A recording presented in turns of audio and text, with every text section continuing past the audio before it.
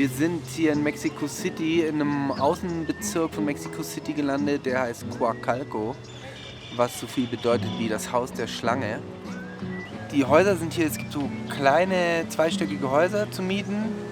Die sind von der Miete her zum Glück recht günstig für deutsche Verhältnisse. Und das ist ein Wohnzimmer mit unten mit einer Küche, unsere Küche, ja. Und oben haben wir 2 Zimmer, jeder hat ein Zimmer. Und klar, aber trotzdem kostet das Leben hier was in Mexiko. Und wir verdienen jetzt durch unsere Gigs auch nicht viel Geld. Von daher ist es schon alles auch ein Struggle. Wir sind ungefähr 40 Kilometer nördlich vom Stadtzentrum von Mexiko-Stadt. Wir wohnen wirklich in einer Gegend, in der es keine Touristen gibt. Und das ist ein wirkliches, wie man so schön sagt, ein richtiges Barrio, wo wir sind. Wir wohnen hier in einem Stadtteil namens López Portillo und wir haben hier unser kleines, feines Häuschen, in dem wir wohnen, spartanisch eingerichtet. Und hier kreieren wir, hier proben wir, hier schreiben wir, hier entwickeln wir Sachen. Hier haben wir einfach unsere Base jetzt, um es so zu sagen.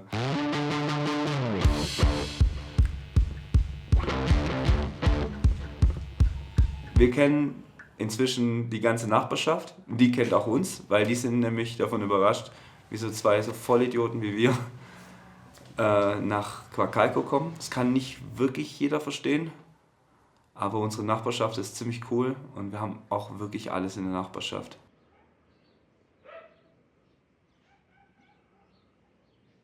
Es gibt natürlich schon viele Sachen, die man hier organisieren muss. Wir mussten uns neue Verstärker kaufen in Mexico City, ne? Wir haben unsere T-Shirts hier gekauft zum Siebdrucken, also unsere Bandshirts, ne? Und wenn man das alles bei Null recherchieren muss, das ist so viel Arbeit.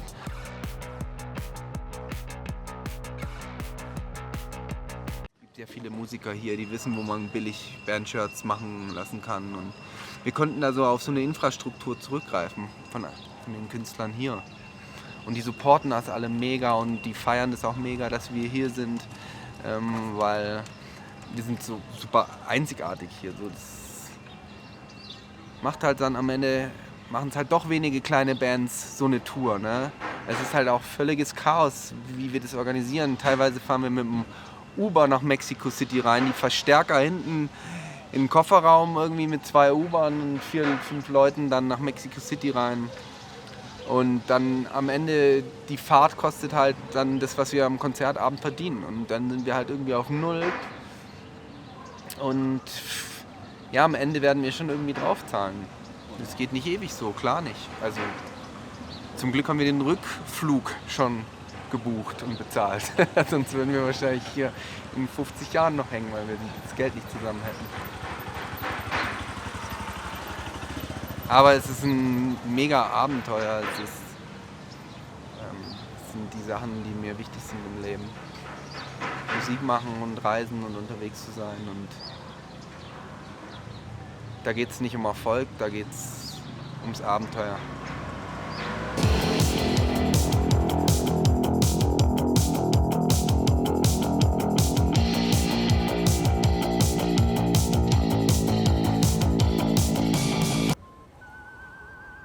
Mexiko ist wie in den 90ern, nur mit Internet.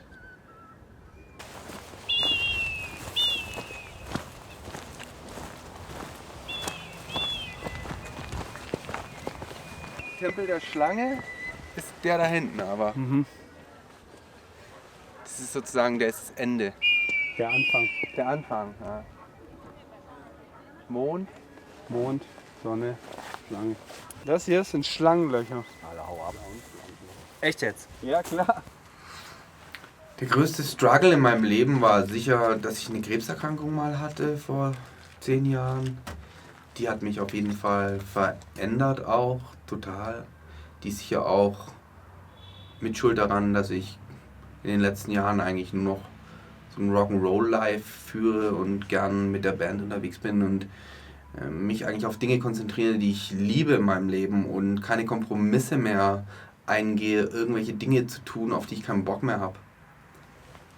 Wir wollen auf Tour gehen, wir wollen unterwegs sein, das ist mein Ziel und mein Ziel ist, dass sich das von trägt, so dass wir das schaffen, unterwegs zu sein und die Welt zu sehen und Punkrock zu leben. Ja, zumindest was glaube ich so nicht so weit auseinander ist, ist Thessaloniki und Athen. Und von da aus bist du dann auch recht irgendwie auf dem Weg nach Istanbul. Naja, wir kommen ja eigentlich erst so runter. Ja, wir kommen so von oben irgendwie. Und dann müssen wir über den Balkan zurück. Ja. Geld ist auf jeden Fall ein Problem hier. Also ich lebe in den letzten Jahren aber so minimalistisch, weil ich als Künstler immer Geldprobleme habe. Und die Corona-Zeit hier macht es uns ja auch nicht einfacher, also in Deutschland auch nicht. Alle Konzerte werden gecancelt, man lebt auf einem Hartz-IV-Niveau. Also als kleiner Künstler lebt man von der Hand in den Mund. Es ist einfach so. Und diese ganzen Hilfsprogramme schlagen da überhaupt nicht ein bei mir. Und hier ist es dasselbe so. Wir leben von diesen paar Konzerten, die wir machen, haben wir kaum Geld. So. Wir haben in unserer Wohnung keinen einzigen Stuhl oder irgendwie eine Küche. Da steht ein Gaskocher und wir sitzen auf der Treppe oder auf dem Boden. Wir haben eine Luftmatratze, auf der wir irgendwie recorden die neue Platte oder sitzen auf der Matratze. Wir haben uns hier 2 Matratzen gekauft. Mehr haben wir in der Wohnung nicht. Jeder eine Reisetasche, eine Gitarre und eine Matratze. Cody, ich sage immer, Cody lebt ein Leben für 2. Cody hat so viel Energie und liebt die Musik und das Organisieren um die Musik herum. Er liebt es zu connecten.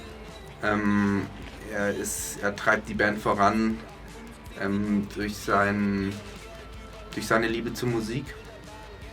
Cody ist jemand, der auch die Leute gern fordert. Und ich glaube, manche sind davon auch überfordert. Wir machen unsere T-Shirts selber, wir machen unsere Platten selber, wir spielen, unsere Konzerte sind selbst organisiert. Die finanzielle Situation ist in einer Band, die gerade anfängt, immer etwas angespannt. Man muss sich vor Augen führen, dass was wir hier machen ein Rieseninvestment ist. Ich denke aber, dass jeder Peso, den wir hier investieren, glaube ich, am Ende für uns die Erfahrung und auch dieses Gefühl gibt, etwas gemacht zu haben, auf das wir stolz sind. Ja, no pedo, so fun. Gracias. Ja, talk to you later, bye. Also, der Vorschlag ist, was ist der Deal? Mit wem hast du geredet? Wir übernehmen die Konzerte selber und machen es selber. Ja. Und dann kriegst du deine 15 oder 10%, je nachdem es ist, und wir machen es selber. Weil so wie es jetzt ist, geht's nicht.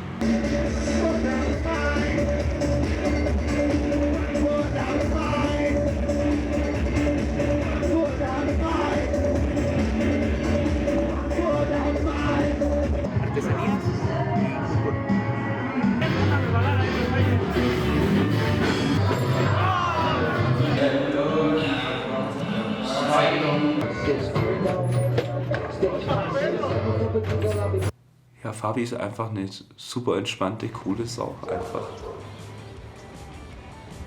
Thank you. So you saw us on the concert, or you in which concert was it? ¿O en español? En español, ¿sí me entiendes? Uh-huh. Fue al concierto de la Galería de Arte. Ah, you were on the art gallery on the rooftop. Ah, On the terraza. ajá. Ja. Fine. Ah, cool.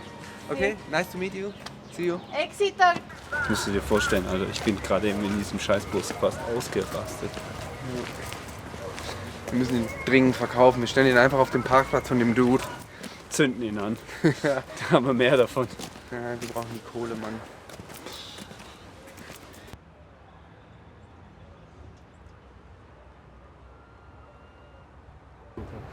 Was zahlt man da mit dem Uber ungefähr?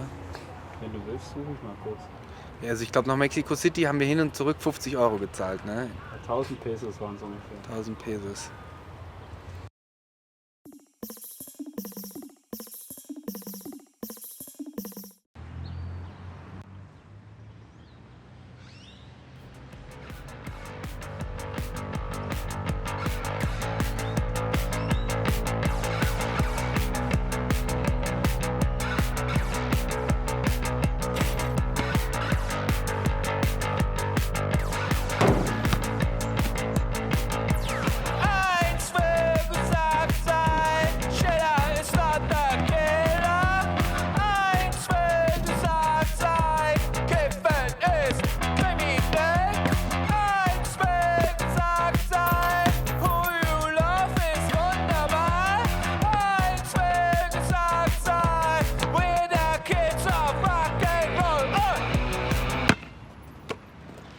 darf gar nicht anfangen. Ey, wenn nach dem dritten Song mein Verstärker ausfällt, ist schon richtig. Alter, das ist auch ein Scheiß. Das ist Armageddon. Auf der Bühne und zwar direkt. Und dann ist so Stille. Soll ich Ja, und dann so guckt der spielen? Typ dich so an. Und du denkst, Alter, beim Gig muss so laufen. Checken, anvisieren und werfen. Checken, anvisieren, laufen. Checken, passen, laufen. Checken, Pass Klick. und... Ah, jetzt nimm ich ihn einmal.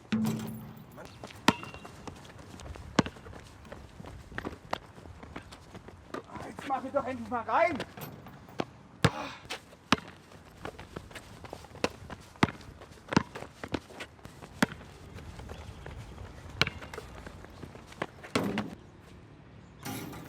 Es ist absolute Katastrophe. Dieser scheiß Bus, der hat das Gaspedal ist mit einem Schnürbändel. Ich habe noch einen Satz Seiten, da darf auch nichts reißen.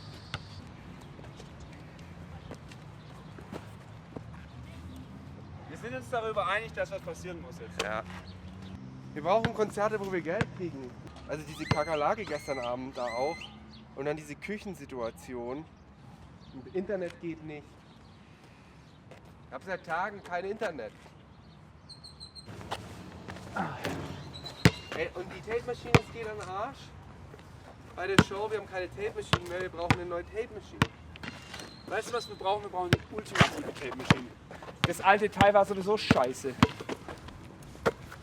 Bring mir die her. Kannst du dich an den Typen erinnern? Mit dem Motorrad, der Mod? Ah, Shelby hieß er. Ja. Also das mit der Bandmaschine ist eigentlich für uns so eine Ermahnung, auf das Wesentliche zu kommen. Das ist halt alles so gegrilltes Zeug, ich will halt irgendwie kein Fleisch. Irgendwie Kotzerei hier. Mir ist egal. Mir ist echt egal. Ich gehe überall hin mit dir. Scheißegal. Okay. Sollen wir danach irgendwie Shelby anrufen gehen noch? Dass wir die Tape-Maschine irgendwie an den Start kriegen heute. Haben wir noch ein bisschen Kleingeld? Ich glaube, ich habe noch Kleingeld, ja. Also, dann Let's go. let's go. Bandmaschine ist ein schwieriges Thema gerade.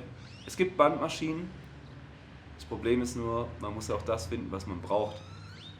Wenn man sich über eins sicher sein kann, in Mexiko hat irgendjemand irgendwo irgendetwas.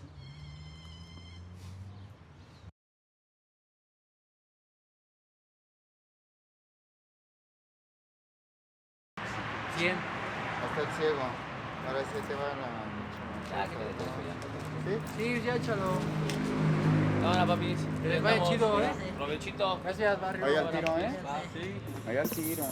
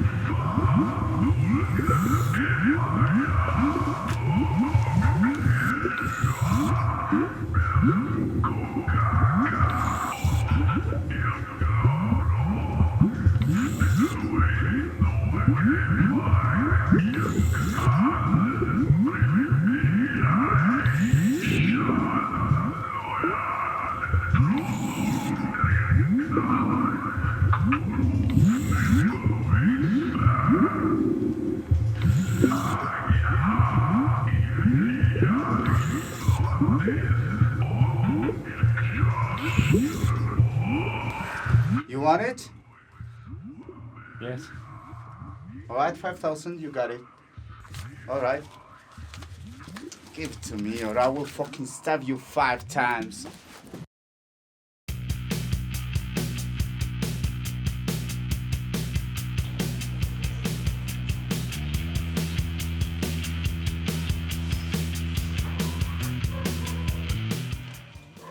Alter, was war denn das eigentlich für ein Scheißdreck? Was war denn das für ein komischer Scheißdreck gestern? Ich träume nur Scheiße die ganze Zeit. Das mit der Maschine, die ganze Zeit dieses Gewapper, dann träume ich irgendwie, dass wir auf der Maschine in der Gegend rumfliegen und so ein Zeug. Ganz wieder. Der Typ gestern auch. Was für ein komischer Dude. Was war denn das für eine komische Stimme auch auf der Maschine, auf dem Band? So die ganze Zeit, so Gewapper, die ganze Zeit.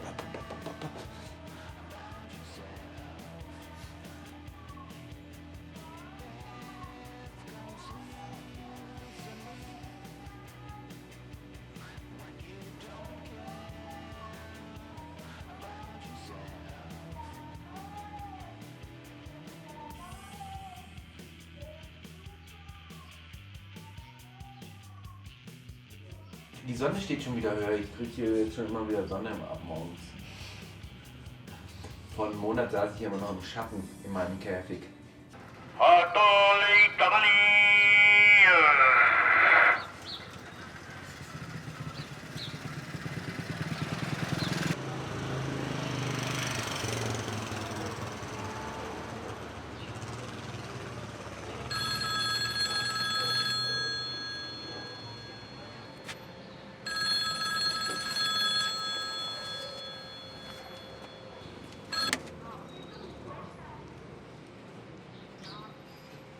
Hello? Hola, Cody. Habla Nicte. Do we know each other? Sí, te conozco, Cody. Conozco de ti y de la banda de Noir y sé que están aquí en México. ¿Qué pasa? ¿Qué está pasando con tu banda? Fantastic. Ok, no te creo nada. He escuchado que hay problemas y que han tenido problemas con su anterior manager. Me gustaría verlos, tener una conversación con ustedes y posteriormente trabajar con ustedes en cuestión de su tour aquí en México. ¿Estás de acuerdo? Tell me, where can we meet? Ok, ¿nos vemos en el estudio de tatuajes? Vale. Gracias. Kamera. Jetzt sind wir resistent. Jetzt werden wir jede Tour auf dieser Welt überleben.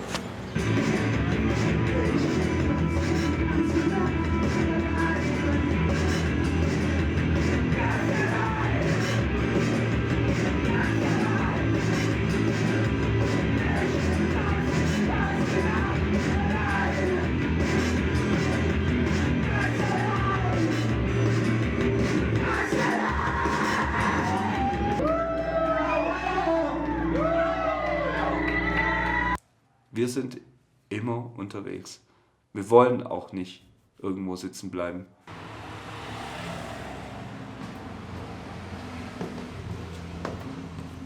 Sobald der erste Peso in unserer Tasche ist es für uns schon ein Business. Deswegen,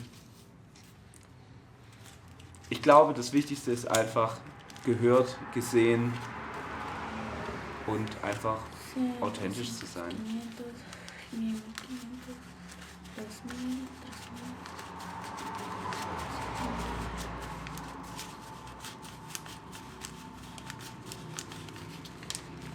Okay.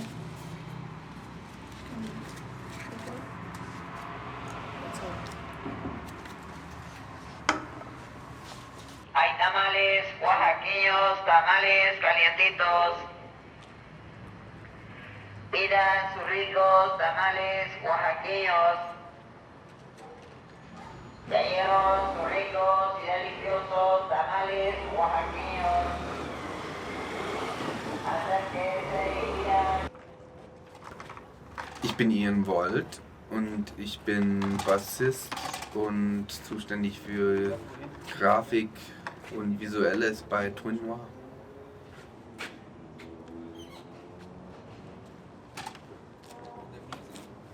Mein Name ist Cody Barcelona.